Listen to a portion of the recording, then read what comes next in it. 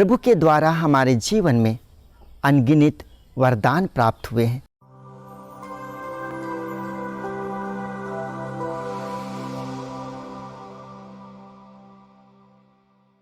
ख्रिस्त में प्यारे दोस्तों, हम आज के पवित्र सुसमाचार में 10 कोढ़ियों की चंगाई के बारे में पढ़ते हैं और इन 10 कोढ़ियों में से एक कोढ़ी प्रभु के पास वापस आता है अपना कृतज्ञता को प्रकट करने के लिए, प्रभु को धन्यवाद कहने के लिए।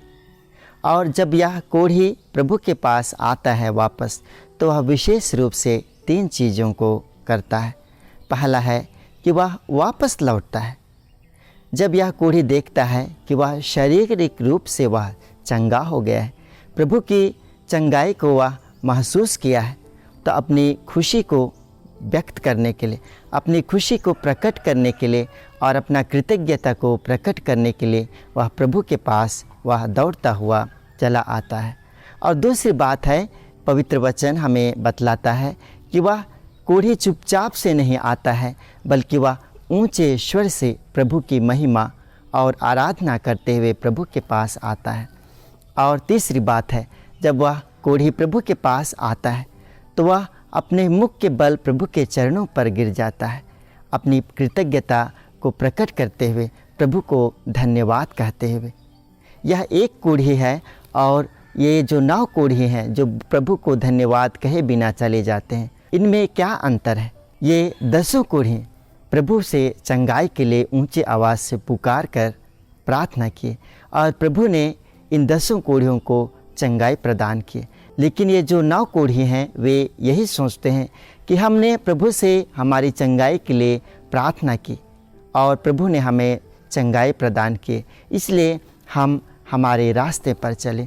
इस प्रकार के सोच रख करके वे 9 कोढ़ी प्रभु के पास प्रभु को धन्यवाद करने के लिए नहीं आते हैं। ख्रिस्त में प्यारे दोस्तों, प्रभु के द्वारा हमारे जीवन में अनगिनत वरदान प्राप्त हुए हैं। हर वक्त, हर मिनट में प्रभु, हर सेकंड में प्रभु हमें अनगिनत वरदानों से, प्रभु अपने आशीष और कृपा से हमें परिपूर्ण करते रहते हैं। हमें यह पूछने की आवश्यकता है, क्या हम इस एक कोढ़ी की तरह कृतज्ञता हृदय से प्रभु को अपना धन्यवाद ज्ञापन करने के लिए, उसकी स्तुति और आराधना करते हुए क्या हम प्रभु के पास आते हैं? प्रभु के द्वारा दिए हुए आज हमारे पास सब कुछ है। क्या हम उन वरदानों के लिए प्रभु के पास धन्यवाद करने के लिए क्या हम आते हैं? प्रभु को हमारी धन्यवाद या कृतज्ञता की आवश्यकता नहीं है।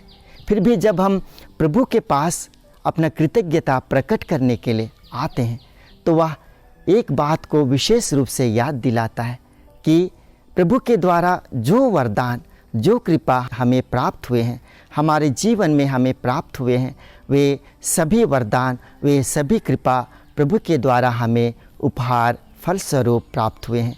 इन कृपाओं को, प्रभु की इन आशीषों को हम चाह करके भी हम नहीं कमा सकते हैं, हम चाह कर भी हम प्राप्त नहीं कर सकते हैं। इसलिए यह हमारा कर्तव्य बनता है ख्रिस्त में प्यारे दोस्तों कि हम इस एक कोढ़ी की तरह प्रभु के वरदानों के लिए, प्रभु के अनुग्रह और आशीष और कृपा के लिए हमें प्रभु की स्तुति गान करते हुए प्रभु के पास आना है और नतमस्तक हो करके प्रभु के प्रति अपना कृतज्ञता प्रकट करना है, प्रभु को धन्यवाद कहना है।